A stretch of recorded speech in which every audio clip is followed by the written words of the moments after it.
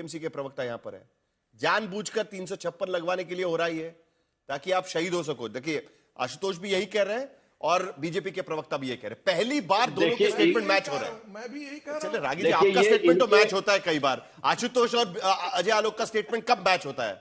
जरा एक बार तो उनका स्टेटमेंट मैच हो रहा है, पूछते दीजिए ना संजय शर्मा जी। चलिए देखिए, इन दोनों का स्टेटमेंट मैच हुआ है, ये इनके ऊपर ही मैं छोड़ता हूं। लेकिन जहां तक पश्चिम बंगाल की बात है, पश्चिम बंगाल में भाजपा का खुद का कैलकुलेशन है कि सामने विधानसभा चुनाव में वो किसी भी हालत में 50 सीट से ऊपर जा नहीं सकते। तो हमें राष्ट्रपति शासन के लिए शहीद बनने का और करने का कोई जरूरत ही हमको है नहीं। हम तो राज्य के सर्वांगीण विकास के लिए प्रतिबद्ध थे। और ये जो मामला हुआ है, ये घटना हुई है चूंकि हमारे कार्यालय में हमारे डॉक्यूमेंट चोरी हो रहे थे, ये घटना हुई है। और जहां तक हाँ, वही हमारी एजेंसी का कार्यालय था। संबित जी, बात तो समझा कीजिए। आपका कार्यालय नहीं था, तब तो कोई सीए के खिलाफ नहीं जाएगा, चलेगा। कल किसी सीए के खिलाफ भी एक्शन नहीं होगा, क्योंकि वो तृणमूल कांग्रेस का अकाउंट हैंडल करती है। इस तर्क पर जाएंगे तो 10 सेकंड दीजिए। कल जाकर के कोई सीए जो होगा वो उसके दफ्तर पर भी छापा नहीं पड़ना चाहिए, क्योंकि वो तृणमूल कांग्रेस का अकाउंट हैंडल कर रहा है। कोई अधिकारी जो होगा लॉयर्स के खिलाफ नहीं एक्शन होना चाहिए, क्योंकि ये तृणमूल कांग्रेस का। अच्छा, बात खत्म कर दीजिए, बात खत्म कर दीजिए, तर्क नहीं बनता है। अच्छा, बात खत्म कर दीजिए। डॉक्यूमेंट थे वहां, हमारे डॉक्यूमेंट थे, हमारी एजेंसी थे, हमारा संपूर्ण ध्यान जो है उस पर था। और जहां तक हाईकोर्ट की बात है, जहां पर हाईकोर्ट की बात है, जहां इतना हाई प्रोफाइल मामला होगा वहां कुछ लोग पहुंचेंगे ही। लेकिन ऐसा कोई बात नहीं है, ऐसी कोई वाकया नहीं है कि जबरदस्ती वहां गैदरिंग करके लोगों को वो मैसेजेस जो भेजे गए थे कर दिया गया कि हाईकोर्ट में पहुंच जाइए, अभी हमने स्क्रीन पर दिखाया ना, व्हाट्सएप मैसेजेस भेजे गए थे, पहुंचिए गेट नंबर 2 से, फिर उसके बाद जाना है, ममता बनर्जी जो मार्च निकालेंगी उसमें शामिल होना है, वो सब भी तो मैसेज भेजे गए थे। वो मैसेज एक्चुअली रैली में जाने के लिए भेजे गए थे। वो मैसेज से हाईकोर्ट के लिए हमारा कुछ नहीं था। और हाईकोर्ट कांग्रेस पार्टी भी यहां पर है। और इंटरेस्टिंग बात यह है कि बंगाल के भीतर कांग्रेस पार्टी डबल विरोधी पार्टी है, यानी डबल विपक्ष है। बीजेपी की भी विपक्षी पार्टी है और ममता बनर्जी सरकार की भी विपक्षी पार्टी है। रोहन मित्रा जी, क्या अब बंगाल के भीतर यह स्थिति आ गई है कि 356 धारा का इस्तेमाल होना चाहिए? क्या राय है आपकी? कांग्रेस पार्टी की क्या? साहिल जी, ये इंटरेस्टिंग बात नहीं है, ये गणतंत्र है और कांग्रेस का स्टैंड ये है कि ये दोनों, आज 40 मिनट बैठा हूं मैं, बंगाल का ऑडियंस अगर देख रहा है ये शो, क्या मिला इस शो से? उनको क्या मिला है? उसका जिंदगी में कोई बेहतर हुआ है? एक तरफ बीजेपी बोल रहा है, बीजेपी के पास स्क्रीनशॉट है, और एक तरफ तृणमूल का जो स्पोक्स पर्सन है उनको पता है कि बीजेपी का कितना सर्वे में कितना वोट, कितना सीट मिलने वाला है। ये तो सेटिंग है, दोनों का सेटिंग है। क्योंकि ये लोग मुद्दे पे तो बात नहीं करेगा। एक 11 साल से बैठा हुआ है, एक 15 साल से बैठा हुआ है। ये पूरा शो में तो यही हुआ है ना अभी पूरा दिन। ये तो लास्ट फ्राइडे, अभी नेक्स्ट 3 तारीख तक चलेगा। आपको भी ये कहानी रचना है। अरे आप मुझे बताइए, बंगाल के भीतर 356 का इस्तेमाल होना चाहिए कि नहीं होना चाहिए? क्या वहां पर कॉन्स्टिट्यूशनल ब्रेकडाउन हो चुका है कि नहीं हो चुका है? होना चाहिए कि नहीं होना चाहिए? साहिल भाई, इजीली मैं ये जो आशुतोष जी ने बोला है ना, ये जो हुआ है कि कॉन्स्टिट्यूशनल ब्रेक हुआ है, लॉलेस हुआ है, क्योंकि ये तो चल रहा है अभी 7 साल से। आप इसका क्या बोलते हैं, हम लोग का पंचायत इलेक्शन देखिए, हम लोग का जो भी केएमसी इलेक्शन होता है, म्युनिसिपल इलेक्शन होता है, हम लोग में लॉ एंड ऑर्डर नहीं है, वोट चोरी होता है। 2 तरफ का वोट चोरी होता है, एक ईसीआई कराता है और एक तृणमूल का गुंडे लोग करता है। इसलिए कांग्रेस चाह रहा है कि सुप्रीम कोर्ट मॉनिटर्ड इलेक्शन हो, क्योंकि दोनों तरफ से फेल हो चुके हैं। सुप्रीम कोर्ट मॉनिटर इलेक्शन हो।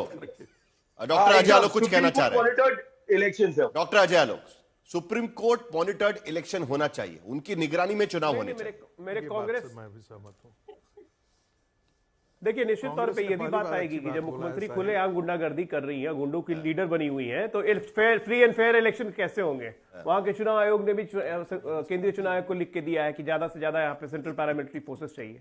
पिछली बार भी चुनाव में हम लोगों ने देखा था, तृणमूल के गुंडे खुलेआम कह रहे थे सेंट्रल पैरामिलिट्री फोर्स तो चली जाएगी चुनाव के बाद, फिर क्या? 3 महीने तक, लगातार 4 महीने तक बंगाल में हिंसा हुई थी चुनाव के बाद। ये सब फैक्टर्स हैं जो सुप्रीम कोर्ट के सामने आएंगे, इसमें कोई शक नहीं है। लेकिन अभी जो हमारे रोहन मित्रा जी कह रहे थे कि क्या मिला किसको, जानते हैं रोहन जी क्या मिला? अगर उसी दिन ईडी के वाले दिन में अगर ममता दीदी पे 300 कांग्रेस की तरह 356 का इस्तेमाल करके उनको बर्खास्त कर दिया था, तो वो शहीद बनने का नाटक करती पूरे बंगाल में कि देखो मेरी सरकार को बर्खास्त कर दिया। लेकिन अभी ये जो पूरा टीवी पे पूरे पेपर न्यूज पेपर में पूरे हाईकोर्ट में जो ड्रामा हुआ सुप्रीम कोर्ट में जो चल रहा है, मैं आपको एक बार रोक दूं। पूरे बंगाल की जनता देख रही है, पूरे देश की जनता देख रही है। मैं आपको एक बार रोक दूं। कि कैसी है 356 लगाने का फैसला 356 लगाने का फैसला केंद्र सरकार द्वारा 356 लगाने का फैसला पॉलिटिकल थिंकिंग से नहीं होता है, राजनीतिक नफा नुकसान के सोच से नहीं किया जाता। उस राज्य में क्या लॉलेसनेस इस चरम तक पहुंच चुका है कि कॉन्स्टिट्यूशनल ब्रेकडाउन हुआ है क्या, उस आधार पर केंद्र सरकार फैसला करती है। पॉलिटिकल नफा नुकसान के आधार पर यह फैसला नहीं किया जाता। डॉक्टर अजालोक, आपको भी पता है, आपने तो उत्तराखंड में 356 का इस्तेमाल किया था 2015 में, आपको याद है, अरुणाचल में इस्तेमाल किया था। बंगाल की स्थिति वैसे नहीं है सर, कोई शहीद हो रहा है नहीं हो रहा है उसके आधार पर फैसला नहीं होगा। जम्मू कश्मीर में किया अनफॉर्चुनेटली साहिल जो आप टेक्निकली बोल रहे हैं वो बिल्कुल सही है, लेकिन अनफॉर्चुनेटली ऐसा होता नहीं है। इस देश के इतिहास में 75 साल में 356 जब भी इस्तेमाल किया गया पॉलिटिकल रीजंस के लिए किया है, एक्सेप्ट अस माइनस एनडीए गवर्नमेंट, 356 जब भी इस्तेमाल हुआ है, जिस सरकार ने भी इस्तेमाल किया है पॉलिटिकल फायदे के लिए किया है। ये हम भी कर सकते थे, हमने नहीं किया। अच्छा मामला सुप्रीम कोर्ट में डे टू डे हियरिंग होगा, बार लाइव कोर्ट से पूरा देश जानेगा कि क्या है ममता बनर्जी, क्या है उनका सच, क्या है मिनी पाकिस्तान पश्चिम बंगाल में, क्यों लॉलेसनेस है। क्या आप चाहते हैं कि 356 लगे, इसके लिए आप कर रहे हैं? एक बार फिर मैं आपसे सवाल पूछता हूं, और अभी सुप्रीम कोर्ट के भीतर सुप्रीम कोर्ट का रुख करीब करीब साफ हो रहा है इस पूरे मामले को लेकर, हलफनामा देना पड़ेगा, सीसीटीवी भी दिखाना पड़ेगा, क्या क्या आप करके लेके गए वहां से? देखिए, कानूनी जो भी प्रावधान है, माननीय सर्वोच्च न्यायालय के जो भी आदेश होंगे, जो भी नोटिस आएगी, जो भी बात होगी, सबका पालन एकदम उचित ढंग से किया जाएगा। पश्चिम बंगाल में पिछले विधानसभा चुनाव 7 चरणों में हुए थे। पश्चिम बंगाल में चुनाव अधिकारियों ने, चुनाव आयोग ने, सेंट्रल एजेंसीज ने जो जो बात नहीं सोची जा सकती थी बिहार इलेक्शन में, वो सारे काम पश्चिम बंगाल में कर लिए। कमती पश्चिम बंगाल के लोगों को प्रताड़ित उन्होंने नहीं किया। निर्णय जनता का है।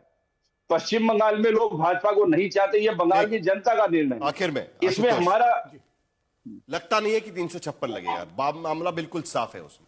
संगीत रागी जी, आपको भी पता है कि नहीं लगेगा? साहिल, आपने बिल्कुल सही कहा। धारा 356 जब जो संविधान को लागू करने की जिम्मेदारी जिनके ऊपर है, अगर वो पॉलिटिकल कंसिडरेशन संविधान को लागू करेंगे, इसके आगे क्या होगा? लेकिन ये तो टेक्स्ट बुक केस बन जाएगा कि भाई हम ये कर सकते हैं, अगर केंद्रीय एजेंसी आएगी तो हम इस तरीके से विरोध करेंगे। नहीं, देखिए, ये तो ट्रेंड बन जाएगा। साहिल, जो ट्रेंड हो चुका है, सबसे गंभीर सवाल क्या है? झारखंड में हो रहा है। सबसे गंभीर सवाल यह है कि केंद्र और राज्य और केंद्र के बीच के जो रिश्ते हैं वो पूरी तरीके से ब्रेकडाउन है इसमें।